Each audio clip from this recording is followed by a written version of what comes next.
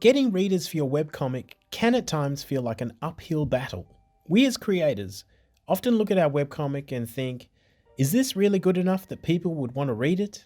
And the honest truth is, they do, but they have to know it exists first. Hi, I'm Dion, documenting the creation process of my webcomic, Jim Reel Paranormal Investigator, to help others who might be starting out at this webcomic game and maybe finding the secrets to making it into a full-time career.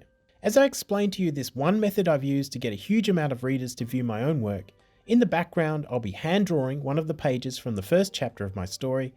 You can read my webcomic right now on my website. See the link in the description below for more details. Let's now look at the one method I've used to get a whole bunch of readers for my webcomic. Because to be honest, you could try and get on every social media platform, run ads on Google or Facebook, but a lot of those methods are going to take a lot of time and energy away from the process of making the comic. And even worse, you could be spending a whole lot of money on ads that, unless used effectively, may not even get you that many readers. So instead, try this. Step 1, film the process. First, you're going to document the process you use to make your webcomic.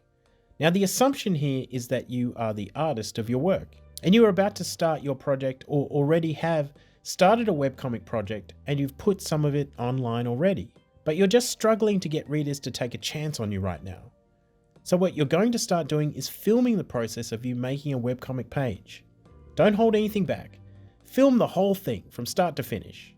If you're like me, making a hand-drawn action horror webcomic set in the 70s with afros, katanas, ghouls, zombies, vampires and werewolves, you can use your mobile phone to film yourself creating a page or a panel of one of your comics. Film the process from the beginning to the end, give yourself tons of footage that you can then edit down later if you need to. If you work digitally, you can record your screen with software like QuickTime. Step 2, edit your filmed process. Once you've got the whole page creation process filmed, edit it down, taking out the boring bits. Things you don't think are relevant if you were going to show your best friend how you make your pages. You know, sharpening a pencil, long pauses while you think about what stage of the painting process to paint next. There are quite a few free editing software programs out there if you need to find one.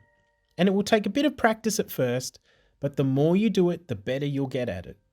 And as you're going to be making quite a few pages of your comic, you will certainly have plenty of practice. Now your plan here is to make a short video of your creation process, the emphasis being on your process. For me personally, I like to cram as much of the creation process into one video as I can. Sometimes this means heavily editing the full page creation or using the time-lapse method where the footage is sped up. Then to make it a little more interesting, you can add some music or a voiceover such as this one to give some insight into the creation process of your webcomic. Now you may not have to do that at all. You could just have some music or talk about something highly relatable to your webcomic, like relatable movies or other webcomics that inspire you. And the footage may not even need to be sped up as a time lapse. The point is to find what works best for you and your style of webcomic. Step 3, put your video on YouTube. Now the final step is to put that video onto YouTube. If you're like me, you probably thought YouTube was the last place you could get more readers for your webcomic. In the past, I thought Instagram and Facebook was going to be the best option for showcasing my work and getting more readers, but that was not the case. Instead, by making videos about my work and promoting them on YouTube, that has given me the best access to a wider audience of readers for my work, and I've seen a steady growth of readers who see the creation process of a page. They like what they see and want to read more. Why do I think this process of making videos of your work about the comic and then putting them on YouTube is the most effective and economical way for you to gain new readers? Well, social media platforms like Instagram and Facebook, where your posts, videos and artwork can get lost in the constant addition of new posts by other creators, means potential readers get distracted by the random posts of food, cars, shoes and cats, and you'll have to constantly be creating new content and posting on those platforms to stay on someone's radar. However, with YouTube, you can make a video and have your potential reader discover it by searching for a topic that will be related to your video's title, something which you can't do on those other platforms. And that means the searchability of your video can work for you forever, so long as the title is clear and relatable to your work and to what people are looking for. just like the title of this video. People who are searching for that title are going to watch that video. And if you're like me, interested in making webcomics, you can bet that they'll also be interested in reading webcomics.